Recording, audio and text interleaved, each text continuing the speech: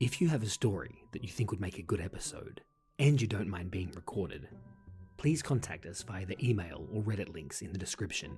We have already started producing Season 3, and this time we're including your stories as well as ours.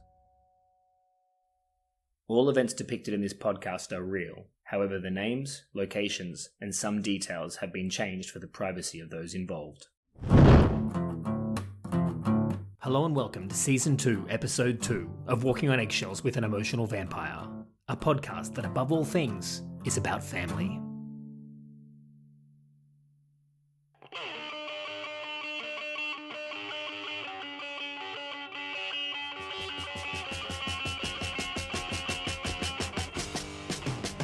On November 25th, 1968, English rock band The Beatles released their 9th studio album. With no text or cover artwork of any kind, and simply the band's name embossed in raised lettering, this album is simply known as the White Album.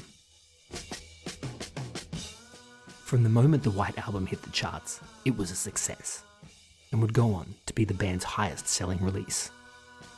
And while this initial success could be attributed to its diverse and well-produced playlist, the thing that has cemented the album as part of modern pop culture is its ability to inspire controversy. Like the Paul is dead theory that claims that when the song Revolution 9 is played backwards, the words "Turn me on, dead man" can be heard, lending credence to the belief that band member Paul McCartney had died in a secret car crash and been replaced with an elaborate doppelganger. Or the belief that hidden subliminal messages have been inserted into the album by the CIA in a large-scale mind control experiment. Or more seriously, the LaBianca murders committed by the Manson family cult a year after the album's release that cite the album as an inspiration. The perpetrators even went so far as to write the misspelled title of the song Helter Skelter in the victim's blood as a tribute. And that's the fascinating thing about the White Album. It has the ability to be the catalyst for controversy and conspiracy, even decades after its release. But why am I telling you all this? I hear you asking. This isn't Behind the Music with Lucas Shaw. I'm telling you this, my friends, because my family has a White Album conspiracy of our own.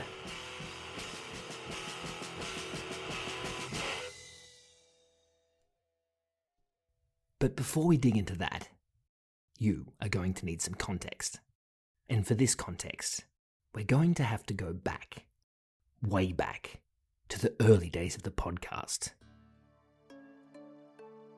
When some of you might recall that our sibling group wasn't always made up of just Ellie, Aria, and I, but there was in fact another member, Kara, as well. From the get-go, it had always been planned that Kara would be part of the show and the fourth member of the fucked up family detectives. But shortly after we started recording, she decided that it wasn't for her.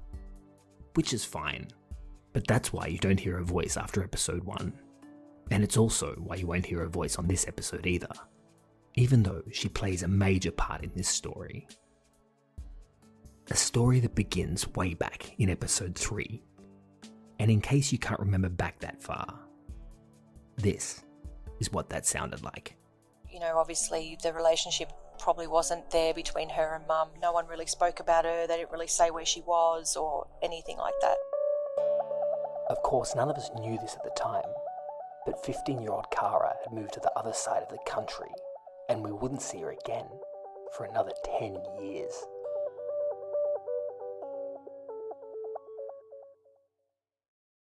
Yeah, because I thought about it, I remember, it's just that 10 years is such a long time for someone to disappear and then just pop back up again out of nowhere. You know? There are a lot of words that I could use to describe the reunion with Kara after all those years.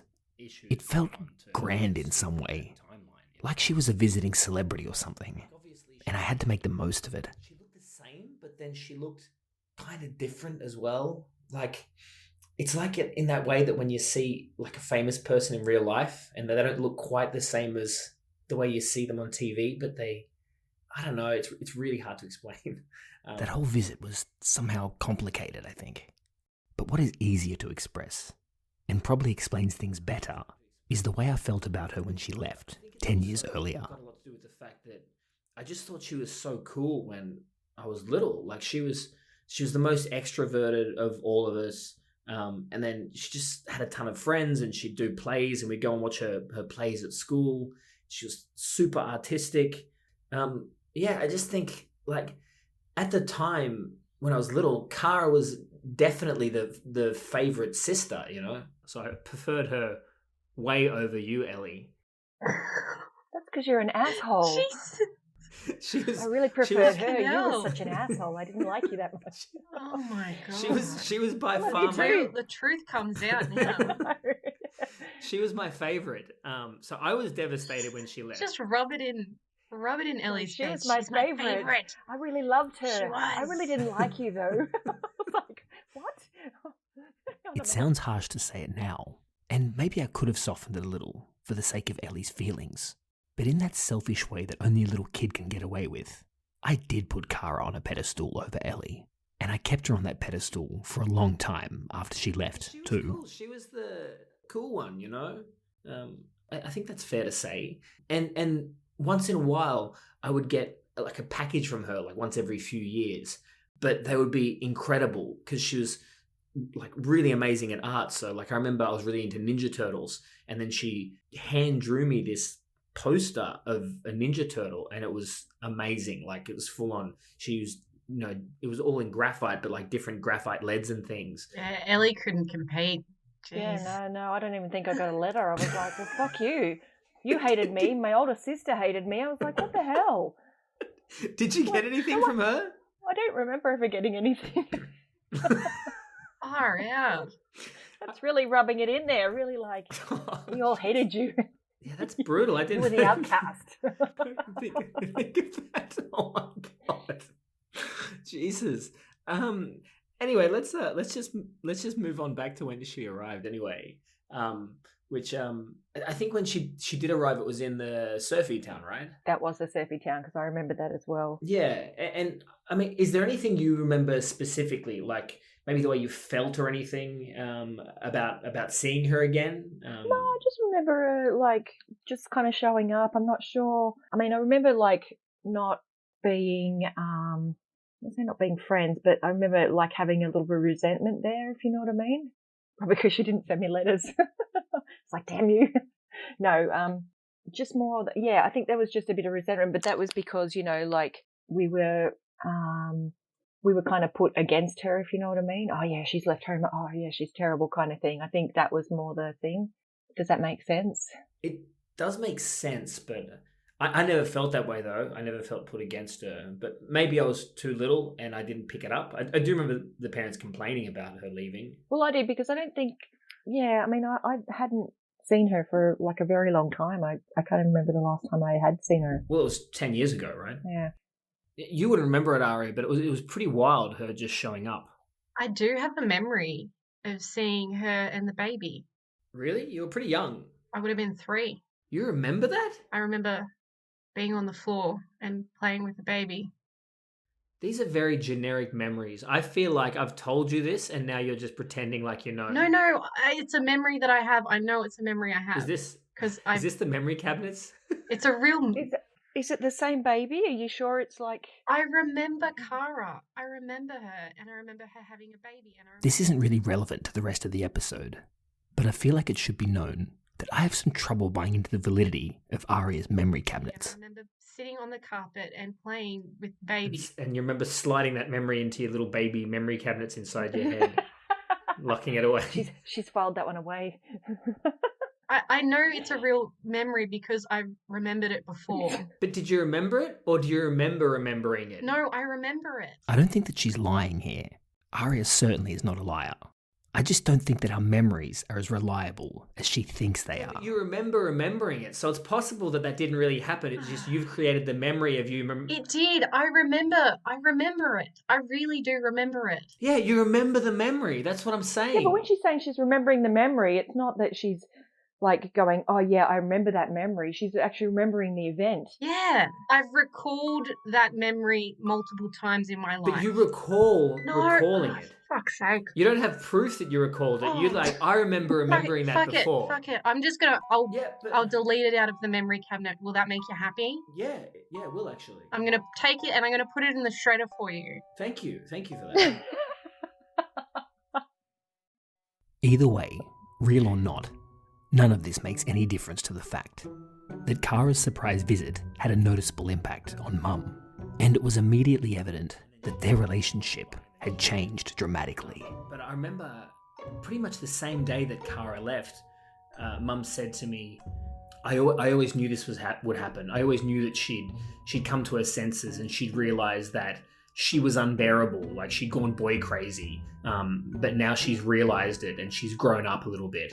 And so I'm really glad that she did that. She's finally come to her senses and realised that I was actually helping her at the time. And it was probably the first positive, nice thing that I'd heard about Kara since she left. Well, obviously she was thinking about her. Yeah, I guess she was, but she certainly wasn't verbalising it to anyone. But after that visit, Mum started to talk about her a lot. I actually don't remember because I think I might have been sort of travelling. Yeah, I think that's right. A little bit, yeah. Yeah, cause I think that's the same year that you moved to London. It wasn't something that happened immediately, but over the next 5 years or so, Kara and Mum went from being estranged to being, well, family again, I guess. Do you remember, what about you, Aria? What's your, aside from your 3-year-old memory cabinet version of Kara being there, tell us what you remember about Mum and her in the years after that. No. All right. I don't have a specific memory of them reconciling together, but I do remember all of a sudden they would have weekly phone calls that would last hours. And yeah, they just started talking a lot on the phone regularly. Yeah, well, and the thing that I remember is Mum would be quoting things that her and Kara talked about on the phone. Yeah. Or Mum would say, I've got to tell Kara about that and see what she thinks about it. And that became like a common thing that went on for years, I think, right? Yeah, it was a long time. The newfound ongoing kinship between the two wasn't something that anyone paid much attention to. It just seemed to happen organically, and it meant that Aria got a chance to get to know her older sister, which was great. But as close as Kara and Mum became, none of us expected what happened next. Well, I know that I'd already started high school, so I was about 13, and she moved back. That's right. Not only had Kara been able to put all the turmoil of her childhood and the 10 years of estrangement following aside and reconnect with Mum, but they had now become so close that Kara decided to uproot her family and move to the surfy town to be near her. Because I remember it was such a long way, like it was at least a 20-hour drive to move to the surfy town to be close to Mum. And I was back and forth overseas at this point, so I only saw bits and pieces, but I think she came to visit. I think I remember hearing about that. Yeah, I think so. It was like the plan, coming up, seeing how it is. Kara had her partner and they were looking to move. Yeah. So, yeah. And they bought a house. They bought a house. And Mum and Dad were guarantors on the house. Yeah, and that was it. Then they didn't leave. So they're all very, happy with each other. And how long did that last? Not long. Did it turn to shit and then she was like, right, I'm out? Well, she moved up and it was great, but then Mum started being Mum. And Yeah. so, So what does Aria mean when she says Mum started being Mum? Well, first of all, I want to clarify that it's not the same as Mum being a mum, which is kind of a nice thing to say, and this isn't. But at the same time, there is a strange endearing quality to the expression, and there's a good chance that you will hear all of us say it at some point. What I think Aria is saying is that Mum acted in a way that was unusual, probably overbearing, maybe unbearable, and yes, even nasty, and possibly downright horrible. But at the same time, we know that she can't help it. It's just the way she's wired. It's just Mum being Mum. Her and Kara had this plan that when Kara moved up, they were going to have afternoon tea every day. English afternoon tea, you know, with tea and scones and stuff. And then when Kara moved up, of course, life got in the way, and so they couldn't do it every day. And that really bothered Mum. Yeah. Well, Kara had the second kid in the surfy town. Yeah, she did. That's right. She did. Yeah. And there was something about the when Kara was at the hospital or when she was coming home or something. Well, that was Mum's thing. She wanted to go and stay for 2 weeks once Kara came home after the baby. And it's like, no, you don't need to do that. But didn't she live around the corner anyway? So she could have been there. Yeah, literally a 5-minute drive. Yeah, she could have been there every day if she wanted to. Yeah, but you don't want her there every day. Do you want? Let alone want- sleeping at the house. Yeah. Well, the only time you'd probably want her there is if, you know, Kara maybe wanted to sleep or something, and, you know, it's tiring. It's tiring when you first have a baby. It's But that was the thing is, that's what Mum would do. She'd go there and Kara would be exhausted. Mum would clean the house and then Kara would be asleep on the couch, but she didn't wake up to say, thank you for doing that. And so then Mum would get the shits. Oh, okay. Could she like have one eye open and be like, thank you? Yeah. But that's what she does, right? She gets like this very specific idea of how things should be. And if it doesn't go to plan, like if it doesn't go to how she's planned it in her head, she has a meltdown about it. And she never forgets. She'll be angry about it. She won't say anything, but she'll never forget for the rest of your life. Yeah. She'll mention it like 5 years later. Yeah, but she'll do it in the most public way possible. Like she'll get up and give a speech at your 40th birthday party and then just berate you about this thing that you completely forgot about that she's built up in her head over all these years. She would do that. Yeah, and you're like, oh my God, have you been harboring this for 20 years? Yeah, but it is. It's exactly what it's like. She harbors everything for 20 years. She's got I reckon she's a got memory filing cabinet Yeah. for like angry emotions. Yeah, for all the things that you've done wrong, she's got it in that cabinet. She's like, Tifa didn't say thank you. Tifa didn't say thank you. Isn't that a D? Tifa didn't say thank you. No, Tifa, thank you, as in didn't say thank you, you know. No, but there's no T in didn't say thank you. Actually, okay, no, yeah. Sorry, you're right. Yeah, T and thank you. Okay, let's just forget I said that. But as annoying as Mum is when she's being overbearing, this isn't where the real problem started. And in fact, Kara's move to the surfy town was always doomed to failure, and the seeds of its demise had already been sown before she had even arrived. Yeah, because I do remember it was a sensitive topic. Because I remember Kara calling me just after she moved up, and she said, "What's going on with Mum and Dad? Why is Dad not living at the house anymore?" Because I think at that point he'd moved into the second house. Dad was living in that caravan. Yeah, that's right. It was. He was in the caravan at that point. Yeah, and then I said to her, I didn't realize no one had told you. I thought you knew. And she said, no one said anything to me about it. If I knew about it, I wouldn't have moved up here. It's like, oh, we're going to be a happy family. And then all of a sudden, oh no, now I've got to split my time between each parent and they're all vile towards each other. And the other thing that she said to me was that I think they went out of their way to hide it from me, to make sure that I did move up there. And I feel betrayed by the whole thing, like they purposely betrayed my trust. And I'm not sure if I can get past it. They pushed her into this awful situation. Like, it wasn't fair. No, certainly wasn't.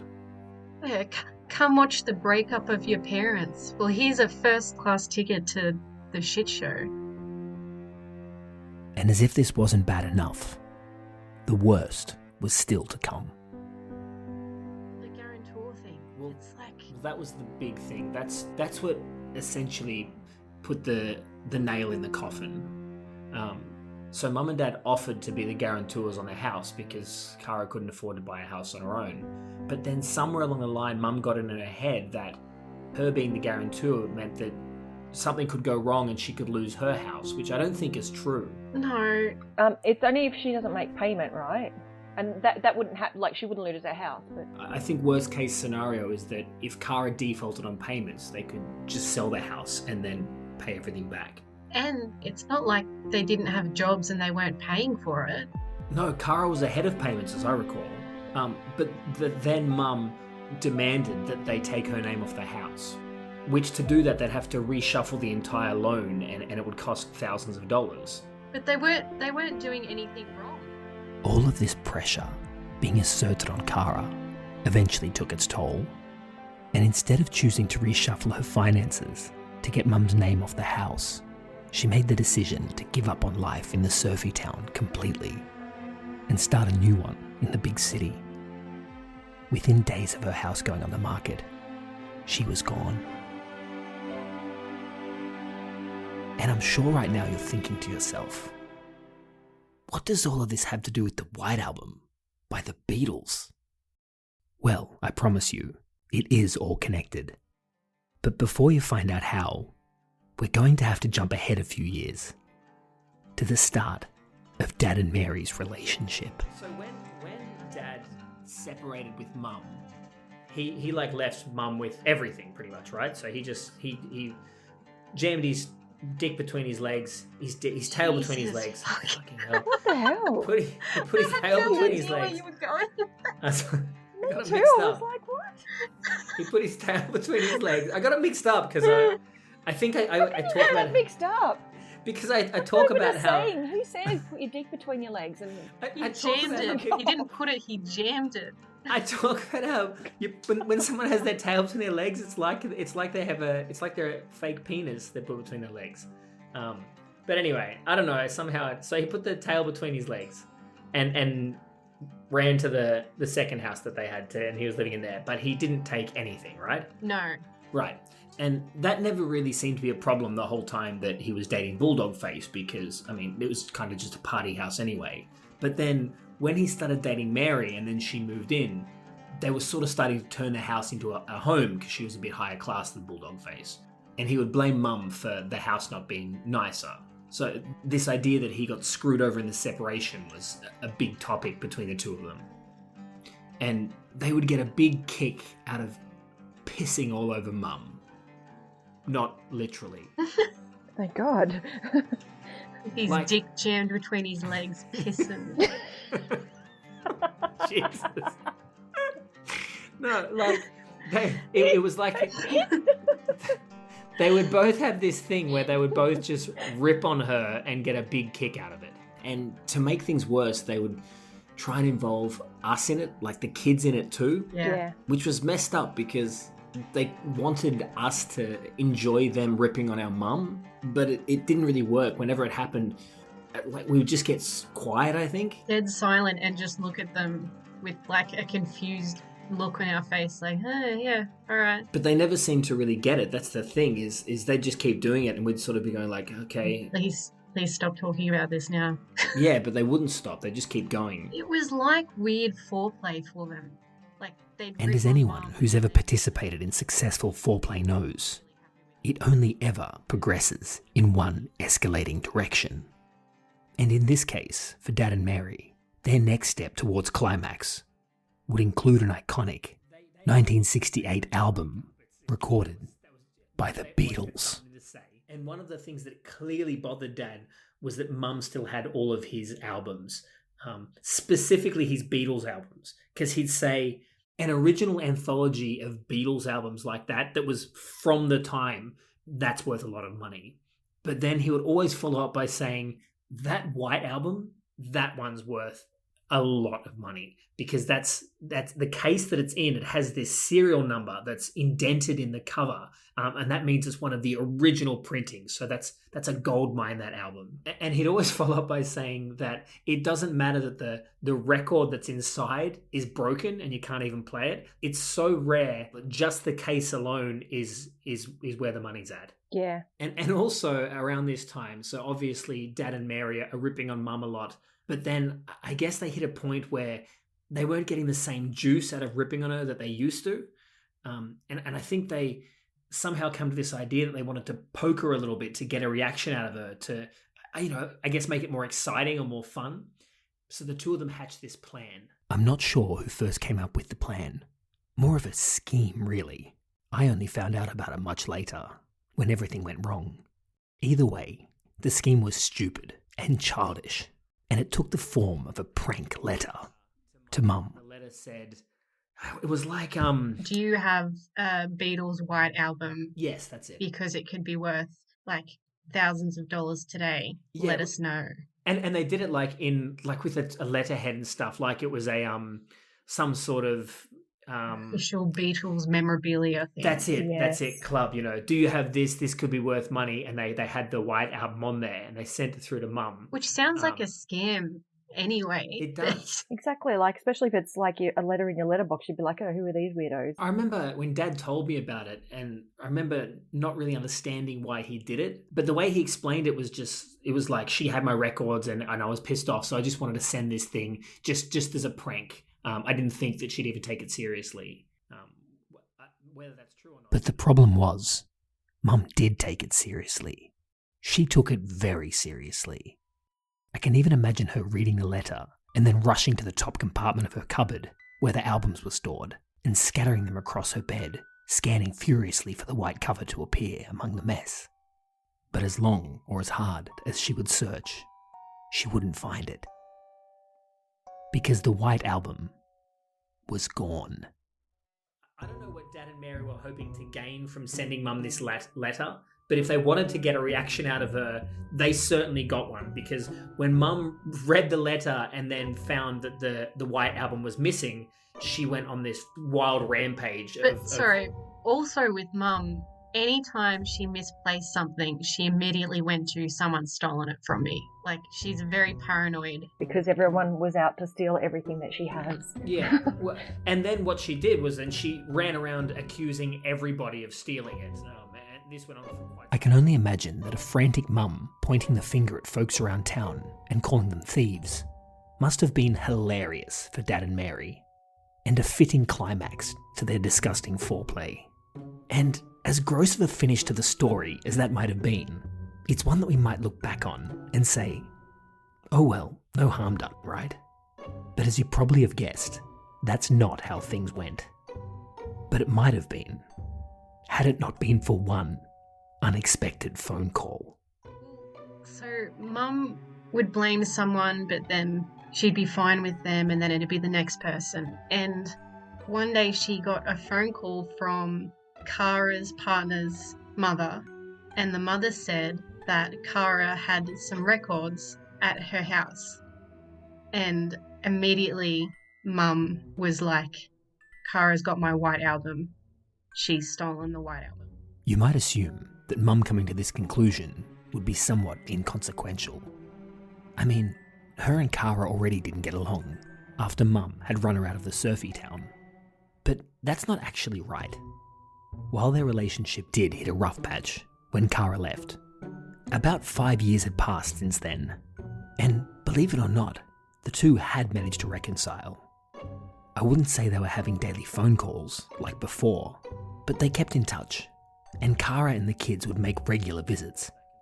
But it was on one of these visits that all of this would change. So I wasn't there when any of it happened, but the way that I heard it, Mum asked her and said, do you know what happened to my White Album?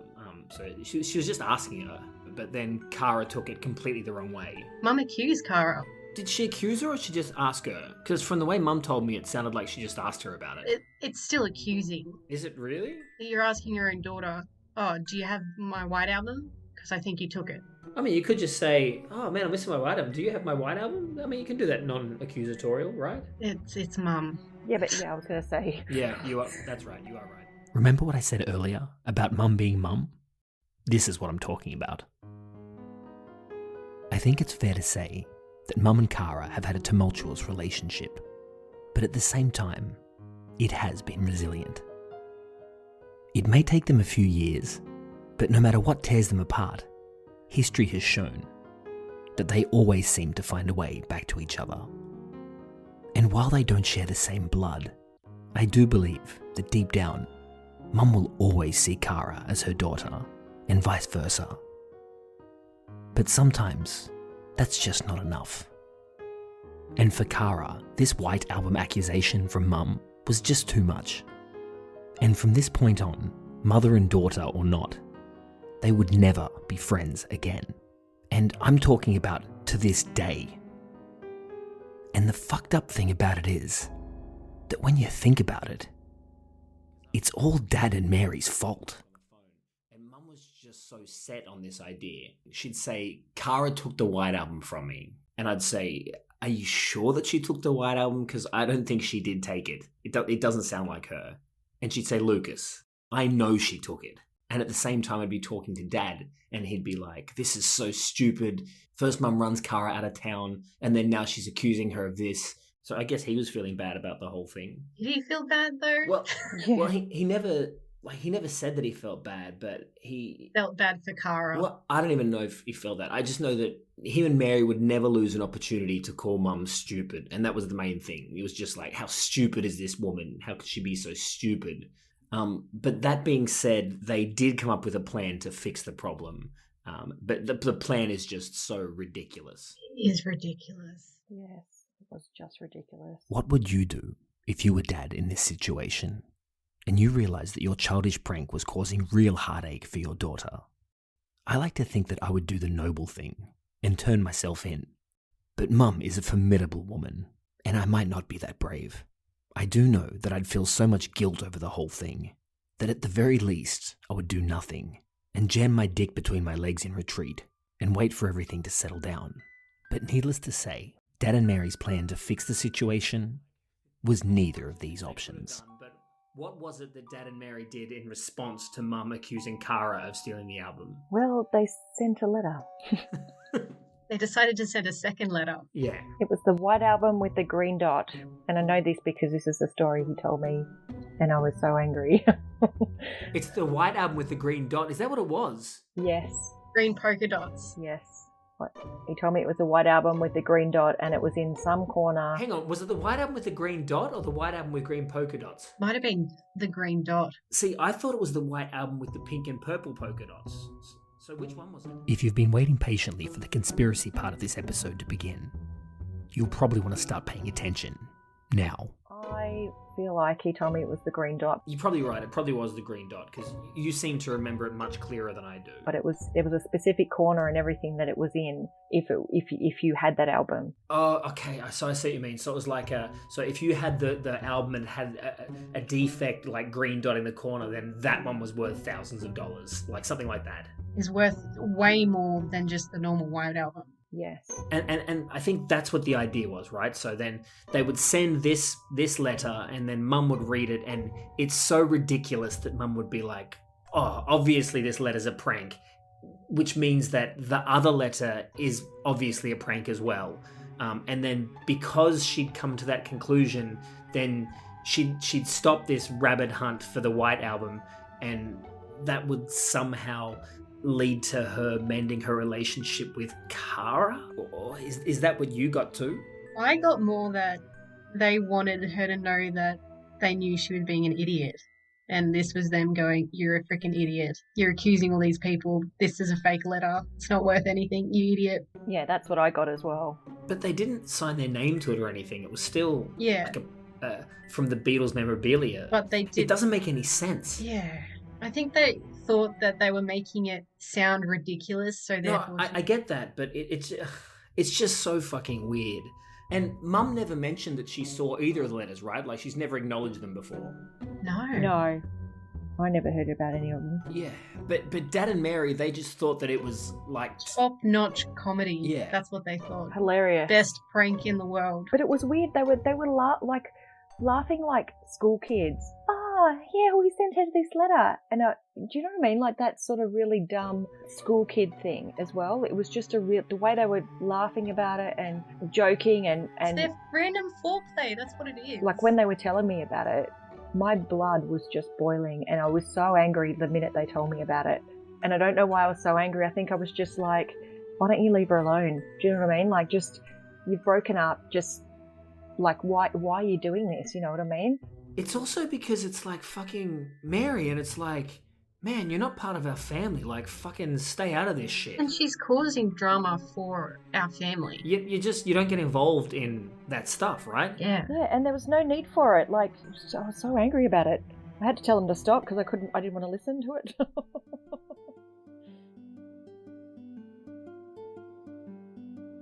The story of the White Album conspiracy is a complicated one. At face value, it's the tale of a stupid prank and its ramifications. But for me, it's much deeper than that. And I've always seen it as a contemplation on blame that's centered around a central question. Who is really to blame for the demise of Mum and Kara's relationship? The obvious choices are Mum and Dad, but is it so simple to point the finger at them when there are so many others still involved? Like Mary, for example. She was a part of the prank that set everything in motion, and she may have even instigated it. I know for sure that Dad wasn't pulling these kind of stunts when he was with Bulldog Face. And I know this might be controversial, but what about Kara? Doesn't she deserve a slice of the blame too? I'll never know what her private conversations with Mum were like. Maybe she was being unreasonable. But then, if I am victim blaming, which is what this seems to be, is it possible that I'm trying to deflect the attention away from me? Because deep down, I know that I never did one single thing to help this situation. At least Ellie told Dad and Mary not to talk about the letter in front of her. I couldn't even do that. I think in the end what I find is that no one person is to blame for all of this mess. Everyone except Aria, that is. She was just a child at the time, caught in the middle of a messy divorce. But aside from her, in some way, big or small, we're all to blame. And for the longest time, that's how I rationalised all of this in my head. Just a contemplation on blame.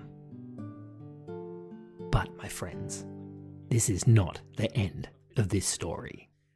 But so basically, all of this White Album stuff was all done. We'd all sort of moved on, and it had been years, right? Like, how long has it been? Like 10 years.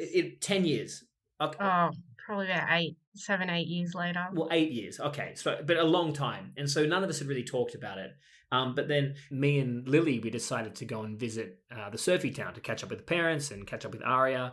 And then one day we went to get fish and chips. And while we were having fish and chips, you, Aria, you decided that you wanted to tell us something.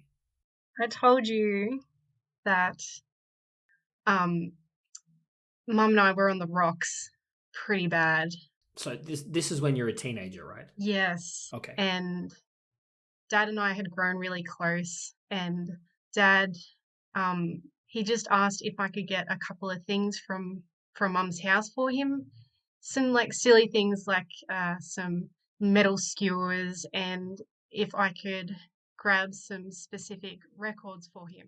Do you remember a few seconds ago when I said that none of the blame should lie on Aria? Well, maybe you should forget that now. And one of those records was the White Album. I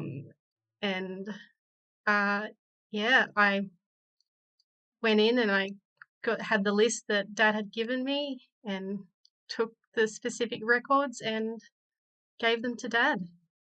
And I have pretty much kept that from Mum for a while. So it was, this whole thing is all your fault. Yep. Yeah. You literally ruined Mum and Kara's relationship single-handedly. Oh, Jesus. Oh, that's really bad. Jesus. That's rough. It was already bad before. You just made it worse. My heart's like beating out of my chest right now. To be clear, I don't actually think that Aria is solely to blame for Mum and Kara's falling out. But unlike before, I don't think she's innocent anymore either. And it's changed other things too. Like Dad. I totally see that guy as a villain now. Me? Yeah, fuck oath, I knew it was me. See, because I thought it started with him writing the letter, but it didn't. It started with him getting you to steal the album, and then he wrote the letter to goad her into Looking for it, yeah. responding. Because Yeah. there was nothing said, so he knew that she hadn't noticed that it was missing. and he wanted her to notice that it was missing. It's fucked. What a dick move. What a dick What a move. dick move. It's really bad. Because she hadn't looked for that record for ages because she didn't know when it was taken. She was thinking it was taken years before that because she'd never looked at it. It's so bad. It is true that Mum has some skewed perceptions on reality, and she drives us all crazy. I've even had falling outs with her, and gone years without talking to her because of them.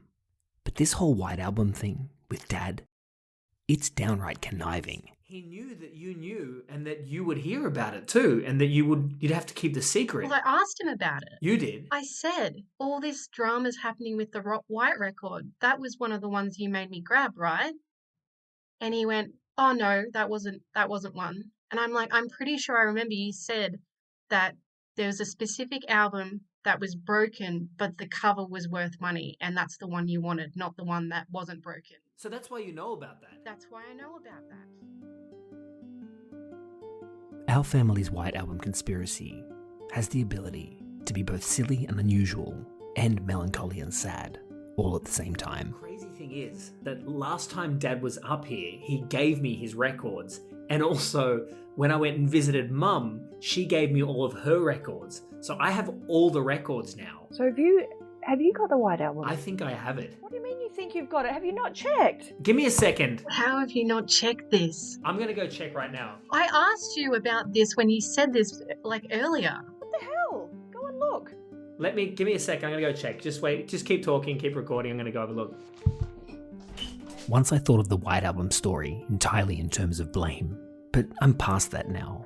Now it's something more. I get the shakes when I tell this I story. bet you do, because that's Okay. that's huge. All right. I'm looking at it right now. You have it. Can you send a photo? I need to look at it. Yes, I need to. Me too. Send a photo. I need to see if there's that green dot in the corner. I'm certain it's worth nothing because it's in terrible condition. And so which? So you said he had two. Yeah, there's two here. So which is the one that you have? The one with the good cover or the one with the bad cover? Which one should I have? With the way this story has changed and evolved over the years, No, the one with the broken. Hang on, just give me 1 sec. I'll have a look. and the way that it keeps managing to confuse and surprise us, right up until this very day, Is your record broken? Should it be broken or not broken? Should be broken. This one's not broken. this story now, more than ever, Oh, hang on. Well, this might be because Mum gave me her records too. So this. is No, this one's not. This one's not broken either. a conspiracy. There's no crack in the vinyl at all. So why would you say there's a crack in one if there isn't? It was for me to tell the difference. Do you remember seeing it? Do you remember seeing the crack? Yeah. What did it look like? Crack? So was it a notch out of the side? Is that what you're meaning, or do you mean like a full-on crack down It doesn't really matter because down the vinyl? this has neither a crack or a notch. The records are in perfect condition. Maybe it somehow molded itself back together. I don't know. I don't know. I don't think we have it. I don't know. I don't think we know what happened. Imagine if you had a third one.